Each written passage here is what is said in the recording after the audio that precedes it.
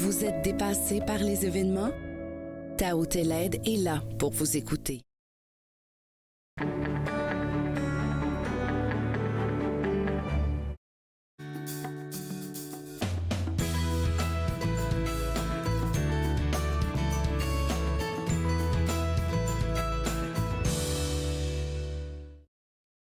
Bonjour et bienvenue à Entre nous, exclusivement sur les ondes de TV Rogers. Je suis Claude Andrea Bonny. Je me ferai un réel plaisir de passer la prochaine demi-heure avec vous.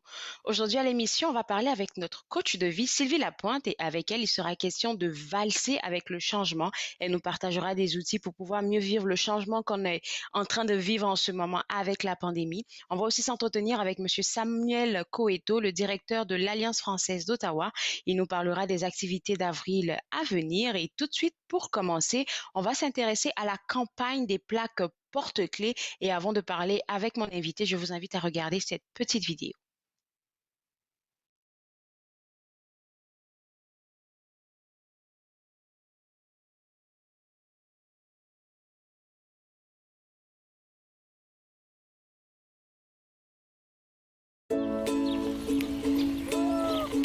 Je m'appelle Nathan. J'aime vraiment ça faire du vélo. J'adore aller vite. C'est fun. Quand il fait chaud, j'aime jouer dans les jeux d'eau pour m'arroser. C'est les amputés de gare qui m'ont donné mes prothèses. Merci!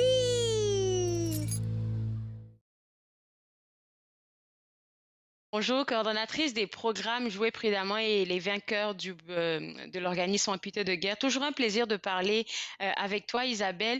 Ce matin, j'aimerais qu'on rappelle ensemble aux gens, c'est quoi l'importance de votre campagne des plaques porte-clés? Bien, c'est bien important la campagne des plaques porte-clés. Cette année, on célèbre notre 75e anniversaire de création de ce service. Vous avez vu dans la petite vidéo, Nathan qui utilise sa prothèse pour aller dans l'eau et celle pour faire du vélo. Ben, c'est grâce au service des plaques porte-clés, aux dons que les gens du public effectuent au service des plaques porte-clés qui permet à Nathan d'avoir toutes sortes de prothèses pour toutes les activités qu'il désire. Justement, les gens de votre région ont déjà commencé ou recevront sous peu leur petite plaque clé de l'Association des amputés de guerre qui comprend un numéro de 9 qui est confidentiel, qui correspond à leur adresse. On les invite à les apposer après leur trousseau de clés, que ce soit des clés de bureau, des clés de maison, de voiture. Et s'ils perdent leurs clés, bien, cette plaque porte-clés-là va leur permettre de pouvoir retrouver leurs clés perdues. Comment? Bien, si quelqu'un perd ses clés, que vous marchez sur le trottoir, vous voyez les clés perdues, bien, avec les plaques porte-clés, vous pouvez déposer directement à la boîte aux lettres le trousseau de clés et nous, une fois qu'on va l'avoir, on va le retourner par messagerie à son propriétaire dans un délai très court. Donc, c'est pour protéger vos trousseaux de clés et c'est vraiment important pour nous parce que c'est notre unique seule source de financement à l'Association des amputés de guerre qui nous permet d'avoir nos différentes prothèses utiles. Avec tout ce que vous faites comme travail, avec tous les programmes que vous avez, ça fait vraiment chaud au cœur de se rendre compte que les gens, ils donnent quand même, ils sont intéressés, mais on doit se le dire, Isabelle, c'est souvent pas suffisant pour toutes les personnes que vous avez à desservir. Mais c'est sûr qu'on a beaucoup d'enfants. On est un organisme à travers le Canada. Moi, j'en ai bénéficié depuis que j'ai l'âge de 6 ans. J'ai eu le droit à différentes prothèses. J'ai une prothèse pour la natation. J'ai une prothèse pour le vélo aussi. C'est ça que c'est important que les gens continuent à nous donner. Ils sont très généreux envers l'Association des amputés de guerre, mais il faut continuer à être généreux parce que les besoins des enfants continuent à être là et n'arrêtent pas. Oui, c'est tellement clair là. Et puis en parlant de prothèses là, juste rappeler, on va pas donner de prix exact, mais juste pour faire réaliser aux gens combien ça peut aider les enfants ou même les personnes qui sont dans le besoin d'avoir une prothèse. C'est quoi la tranche de prix pour une prothèse, on va dire, par exemple la prothèse que tu portes? Ben, ça varie beaucoup. La prothèse que je porte est une prothèse de base qu'on utilise souvent chez les jeunes enfants. On l'appelle le crochet. C'est une prothèse mécanique.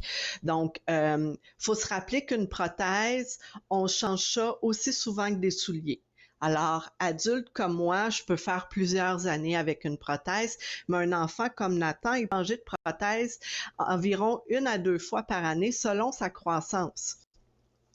On peut parler de centaines de dollars, de milliers de dollars, de dizaines de milliers de dollars, tout dépendant les composantes qu'on utilise pour la prothèse. Il n'y a jamais de coût spécifique. Je ne peux pas vous dire, ah, ça Ouais. coûte X dollars, parce que c'est vraiment propre à chacun. Le coût du crochet a un coût. L'emboîture, ben ça, c'est sur mesure. Donc, on parle du prothésiste qui la fabrique, du matériel qui est utilisé. Là, moi, elle est toutes sortes de couleurs. Là, j'ai acheté un tissu Je vois. spécial pour le mettre dessus. Mais on peut personnaliser nos prothèses facilement. J'ai aussi une prothèse de tous les jours qui ressemble beaucoup plus à une vraie main, ma prothèse cosmétique. Moi, je préfère le crochet parce que je peux prendre des objets rapidement avec mon crochet, tandis que la prothèse cosmétique ne peut pas. Fait qu'une prothèse cosmétique comme celle-là, on va parler de quelques 1000 dollars. Donc, dites-vous que pour moi, adulte, ça coûte pas cher, mais pour un enfant qui doit changer 2 à 3 Oui, fois, peut-être dans une année selon sa croissance, ça devient dispendieux. C'est là que les dons du public au service des plaques porte-clés sont très importants pour satisfaire leurs besoins. vous récoltez des sous pour pouvoir apporter des prothèses à ces enfants-là qui ont besoin d'avoir une prothèse, surtout s'ils ont une situation financière difficile avec les parents et tout. Mais vous faites aussi un accompagnement et vous avez deux programmes dont on va parler vite fait. C'est le programme Les Vainqueurs et le deuxième programme, c'est Jouer prudemment, qui sont vraiment les deux piliers, on va dire, de vos différentes sensibilisations. Oui, tout à fait. Le programme Les Vainqueurs, ça englobe tous les enfants amputés comme Nathan, comme moi quand jeune. Ça offre un soutien moral au point de vue des différentes difficultés de la vie. Par exemple, quand on va à l'école, on peut se faire poser différentes questions, se Mais faire oui, c'est regarder. vrai. Donc là, on va être plus dans la sensibilisation.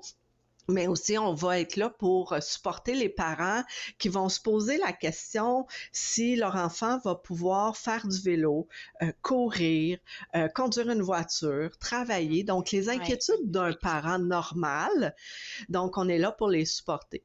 Jouer prudemment est là plus pour sensibiliser à la prudence au jeu.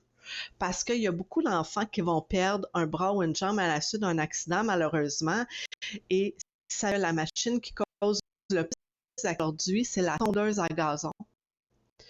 On oublie que c'est une machine dangereuse. C'est les enfants, des fois, ils vont jouer à l'extérieur. Ils oublient que c'est dangereux. Il prend 1 seconde Hmm, pour qu'un accident oui, arrive. oui, oui.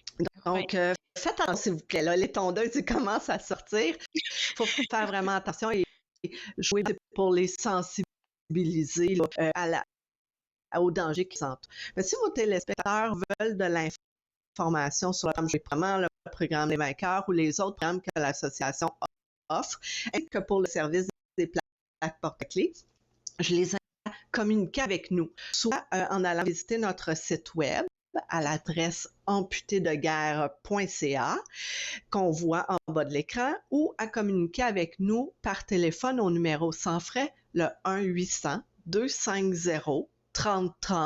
On est là pour répondre à toutes les questions. Et puis en plus de ça, vous offrez aussi des rassemblements virtuels pour les gens qui en ont besoin parce qu'on sait qu'avec la pandémie, on peut plus approcher les gens. Donc vous avez essayé de faire une nouvelle. Je sais, Isabelle, c'est fou, qu'est-ce qu'on vit, mais il faut finir par s'adapter. Là, tu vois, on fait notre entrevue virtuelle. Je suis vraiment très contente et puis j'envoie les salutations à toute votre équipe. Et puis j'espère vous revoir sur le plateau pour me dire que la campagne fonctionne bien. Merci et bonne journée.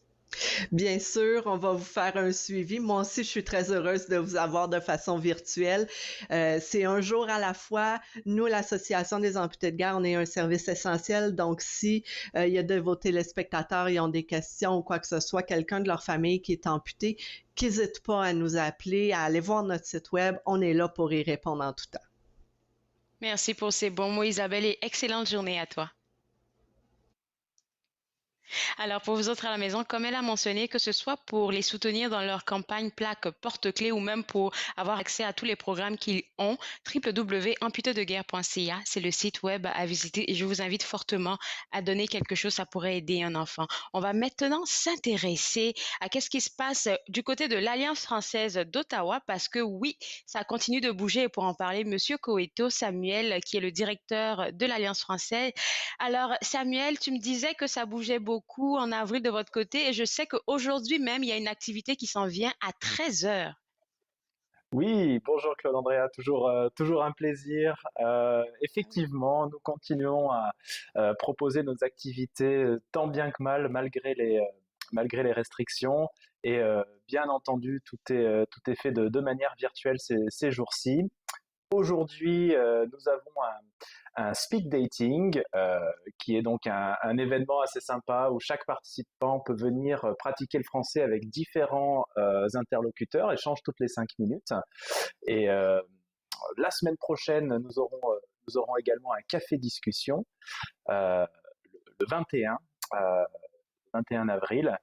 Et, euh, et enfin, à la fin du mois, un événement très sympathique puisque nous organiserons un club de lecture spécial Arsène Lupin. Alors, je ne sais pas si tu as vu la série Lupin qui a beaucoup de succès en ce Mais moment. oui, oui. Ça m'a fait rire quand j'ai vu ça. Je me suis dit, les gens vont tellement se marrer là pour faire un club de C'est lecture. Je sais ça. qu'ils vont rire.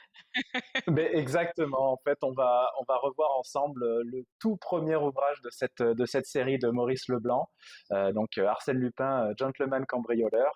Et si vous êtes intéressé, n'hésitez pas à venir vous inscrire, que ce soit sur nos réseaux sociaux ou sur notre site internet, dont vous voyez l'adresse apparaître ci-dessous.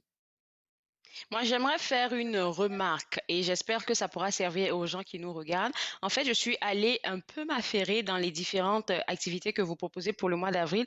Je me suis rendu compte que pour le speed dating qui est aujourd'hui à 13 heures, oui, il faut s'inscrire, mais on demande un certain niveau de compréhension du français, que je pense que c'était le niveau B.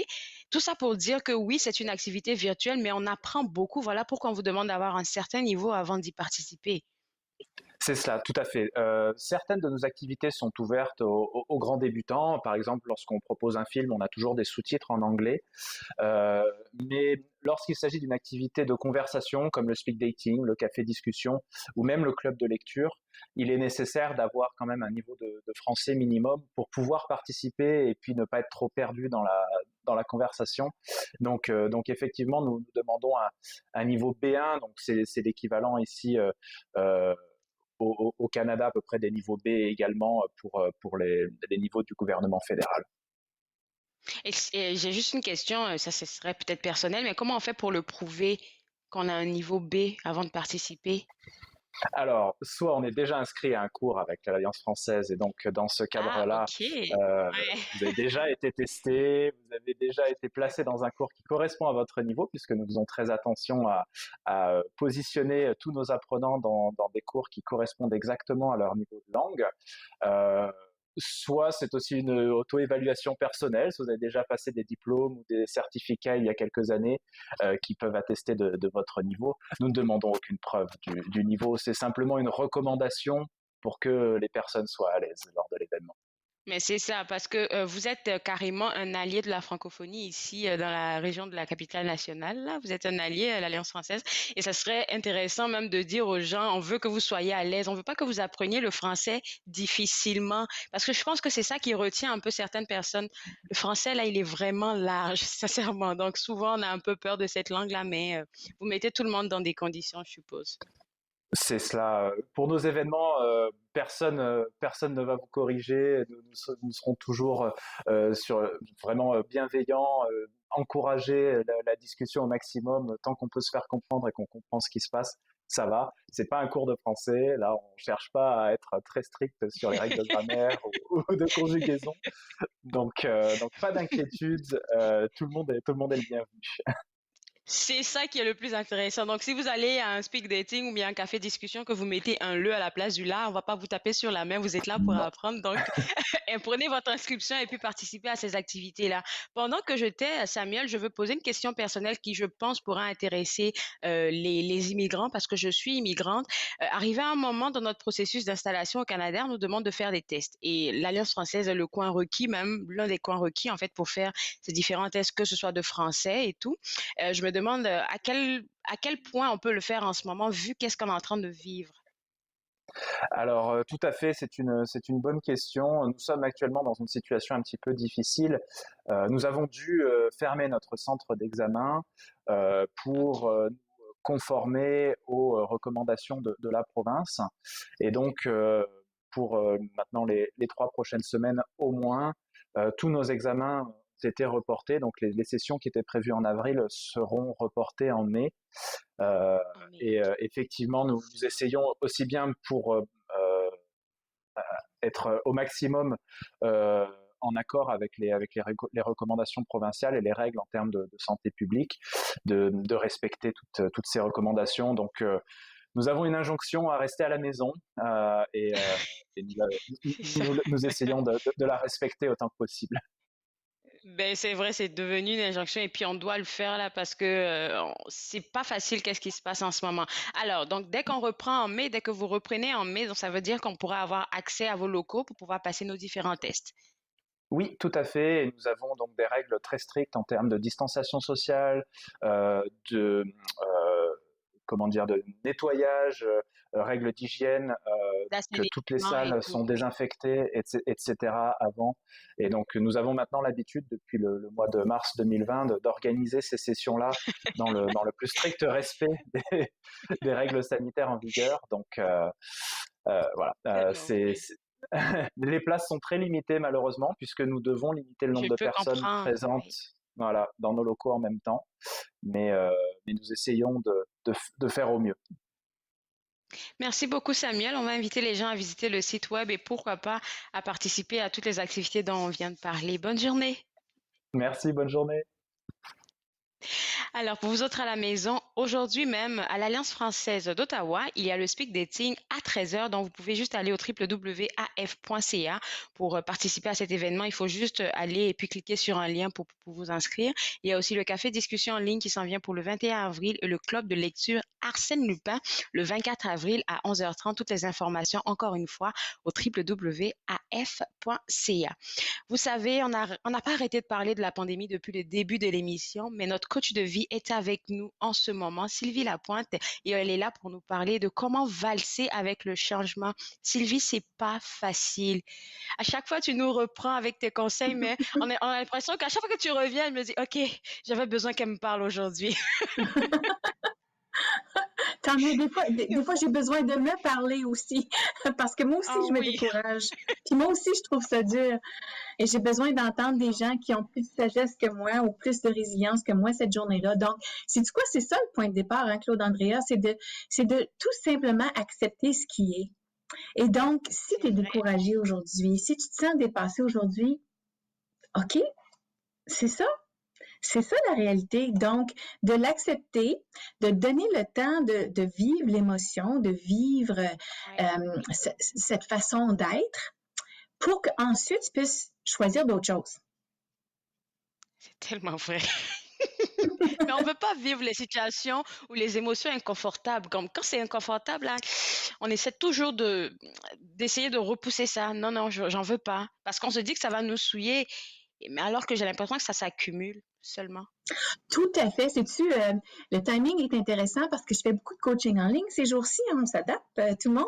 Et puis, un de mes clients me disait, un client sur la côte ouest me disait, je pense pas que je suis anxieux, je pense pas que je suis trop stressée, sauf que je suis un petit peu préoccupée parce que je me réveille à 6 heures en flèche, puis quand je regarde ma montre Fitbit, ça me dit que mon rythme cardiaque était élevé, et puis je réalise que j'ai pas beaucoup dormi.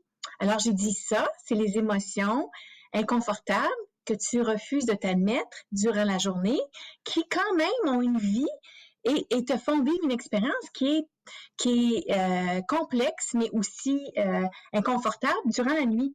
Alors, toute notre session de coaching OK. portait sur comment, Ah! justement, se permettre de nommer ce qui se passe en nous puis autour de nous, même si c'est pas un remède, de le nommer. Je donne souvent l'exemple à mes clientes et mes clients de, je sais pas si on raconte cette histoire-là chez toi quand tu étais plus jeune, mais tu sais, le monstre qui se cachait sous notre lit quand on était jeune. On avait peur de la noirceur, Oui, puis on pensait qu'il y avait un monstre sous je le les lit. voyais dans le noir. Je les voyais, moi. Tu les voyais? Ah oui. Puis moi aussi, je voyais des reflets ou bien, tu sais, le vent qui faisait pousser le rideau. Puis je me disais, ça y est, c'est un monstre, un fantôme. Et donc, qu'est-ce que ça prenait pour que tu te sentes mieux? Est-ce que tu t'en Ben, je souviens? me disais juste que oui, c'était juste de penser qu'ils pouvaient rien me faire parce que mes parents étaient là. C'était juste ça. OK. Pour d'autres, c'est d'avoir le courage de se lever puis d'ouvrir la lumière, de faire de la lumière sur la situation et de regarder si on a le courage en dessous du lit pour voir s'il y a bel et bien un monstre. Et donc, c'est une technique euh, vraiment efficace, c'est de nommer les monstres, nommer Nommer les l'émotion monstres, oui. qui nous préoccupe, nommer la situation qui nous inquiète. Et une fois on l'a nommée, elle perd de sa force, de son pouvoir d'inquiétude. C'est comme si on prenait de la distance avec. Je sais pas si c'est avec toi que je l'ai appris ou avec quelqu'un d'autre, mais j'ai l'impression que c'est toi qui t'as dit une fois dans une de tes chroniques que les vibrations négatives sont beaucoup plus lourdes que les vibrations positives, comme la joie et tout. Oui, Je me suis rendu oui, compte que c'est vrai. Quand on est anxieux, on est comme, t'as l'impression que tu respires pas, t'étouffes. oui, tout est contraint, hein, tout est en retenue. Et c'est un mythe de penser que puisqu'on nomme pas l'émotion, qu'on pleure pas ou qu'on n'est pas en colère, qu'on n'a pas d'émotion. Hein? Et donc, de restreindre cette énergie qui est une émotion lui donne encore plus d'ampleur. C'est ce qu'on comprend pas. Et donc, C'est vrai. c'est cet acte de Ouais. courage, c'est ce vouloir d'allumer la lumière sur la situation actuelle, de regarder ce qui est là, même si c'est pas beau, même si ça fait peur, et ensuite de pouvoir le mettre de côté pour avancer. Ce qui arrive, c'est que, puis pour plusieurs d'entre nous, les émotions qu'on nomme pas deviennent des maux de tête ou des maux de ventre ou des insomnies. Et donc, il faut apprendre à les nommer. Et alors, quand on les nomme, par exemple, je peux dire, je me sens anxieuse. Ensuite de ça, ça serait quoi l'outil que tu pourrais partager avec nous quand on les nomme? La prochaine question, c'est de quoi j'ai besoin maintenant? De quoi j'ai besoin maintenant? Bonne question. Alors, est-ce que j'ai besoin de juste tranquillité? Est-ce que j'ai besoin de me divertir? Mais de le faire de façon consciente, parce que trop d'entre nous, on saute cette étape-là. Donc, on sent l'émotion venir, on sent l'émotion prendre forme et on passe à l'étape anesthésie. Donc, on regarde notre téléphone, puis on fait des choses comme ça pour déconnecter notre cerveau et notre cœur. Puis, Oui. momentanément, en se divertissant comme ça, on oublie l'émotion. Si on est chanceux. Je ne sais pas, il y a eu des journées où est-ce que j'ai essayé de faire toutes mes techniques d'anesthésie, puis ça ne fonctionnait pas parce que l'émotion était trop grande. Et donc, l'émotion, la nommer, puis la prochaine question, c'est de quoi j'ai besoin maintenant? Est-ce que j'ai besoin je sais pas moi, d'aller prendre une marche vigoureuse dehors pour faire passer l'émotion? Est-ce que j'ai besoin de prendre un thé et de juste respirer? Est-ce que j'ai besoin de parler à quelqu'un, puis d'aller chercher un appui? Une oreille attentive, un câlin si c'est possible. Ben là, c'est limité aux gens avec qui on vit, mais quand même, là, d'aller chercher quelque chose qui nous fait du bien. Et la réponse peut être différente à chaque fois. Puis il faudrait pas s'en vouloir aussi, je pense, Sylvie. Comme par exemple, j'ai vécu, je pense, la semaine précédente, une colère qui n'a pas duré longtemps, mais quand même, j'ai vécu une colère et je l'ai pas exprimée à la personne. Fait que après, on a eu des histoires concernant cette colère parce que moi, j'étais dans comme on va dire, dans ma bulle parce que j'étais en colère, j'étais fâchée. Mais finalement, la personne, en fait, s'en rendait même pas compte que j'étais en colère parce qu'elle savait même pas de quoi qu'il s'agissait. Donc, moi, je me faisais du mauvais sang alors que la personne vivait sa vie tranquillement, là. Il y a une citation de Bouddha que j'aime bien, puis que je fais une paraphrase, mais essentiellement, ça va comme ça. La colère, c'est comme de tenir un charbon ardent dans sa main avec l'intention de le lancer. Mais Wow. ça fait du mal à soi. Donc, une colère non exprimée, c'est à soi que ça fait du mal. Et une colère en soi, c'est pas mauvais, c'est pas bon non plus, c'est une émotion. Et il y a une façon d'exprimer sa colère qui, quand même, est respectueuse, qui est remplie de compassion, qui est remplie de bon vouloir. Même si c'est une émotion qui n'est pas plaisante, il y a une façon d'exprimer sa colère, dire « Écoute, je suis vraiment déçue. Cet acte-là que tu as posé m'a fait de la peine pour telle raison. Et j'aimerais ça qu'on en parle. Je suis en colère. » Et d'en parler comme ça fait pas du mal. Mais c'est quand on ignore cette colère-là, puis que c'est comme un volcan, hein, on parle de volcan à Saint-Vincent, c'est comme la colère qu'on supprime et qu'on étouffe. À un moment donné, il va éclater. Puis quand elle va éclater, là, ça va faire du dommage. C'est pas joli. Oui, je suis très d'accord avec toi là. Et le thème de notre chronique aujourd'hui, c'est Valser avec le changement qui se trouve à la page 19 de ton livre Vie ta vie. Et j'ai bien aimé une phrase même que tu as dit dans cette page 19 là, dans ton livre qui dit colère en fait. Et puis ça dit d'abord, donnez-vous la permission de faire le deuil de ce que vous avez perdu, vivez vos émotions. Ensuite, deuxième chose, l'acceptation de la situation est possible seulement quand on a crié notre colère, boudé notre déception et versé nos larmes. J'ai trouvé ça tellement beau. Et dans le fond, c'est ce qu'on discute depuis tantôt, hein, Claude Andrea, c'est de se donner la permission de reconnaître l'émotion et de la vivre autant que possible à ce moment-là pour que cette émotion-là perde cette force énergétique. Dans un des premiers chapitres de mon livre, je parle de l'émotion. La racine latine du mot émotion, ça vient de emovere. Emovere, ça veut dire énergie en mouvement. Et je pense que c'est là qu'on fait erreur. C'est que c'est une énergie, mais on la retient. On ne lui permet pas d'aller en mouvement, de s'exprimer. Et une fois qu'elle s'est exprimée, cette émotion-là, l'énergie se dissipe. Et donc, c'est pour ça que... Parce qu'elle ne nous appartient pas, en fait. Oui. Donc, dans ta situation, tu avais un choix de peut-être en parler à cette personne-là, ou tu avais aussi l'option d'aller prendre une marche brusque dehors, ou de fesser sur ça, je faisais ça en thérapie, de fesser sur un coussin, puis de laisser aller l'émotion, ou de taper du pied. Tu laisses l'émotion sortir, la façon qui semble la plus appropriée pour le moment, pour la relation, etc. Et puis, là, tu peux passer à autre chose. Mon pauvre monsieur qui fait de l'insomnie, qui dit « Ben non, je pense pas que je suis anxieux, là, c'est parce qu'il ne vit pas ses émotions. » Très bon point. Merci beaucoup, Sylvie. On va prendre bien note et puis faire plus attention à nous et à bien vivre nos émotions. Je te souhaite une excellente journée, puis on va inviter les gens à se procurer ton ouvrage. Bonne journée. Merci, Claude Andrea. Bonne semaine. Bye. Alors, pour vous autres à la maison, pour vous procurer l'ouvrage de notre coach de vie Sylvie Lapointe, ça sera au www.l2emergence.com. Je me suis fait le plaisir de passer cette demi-heure avec vous. On se voit demain à partir de 11h et on va discuter avec un représentant du centre Le Cap et on pourra parler de leur prix qui a été décerné par l'ACFO. On se voit demain à 11h. Au revoir.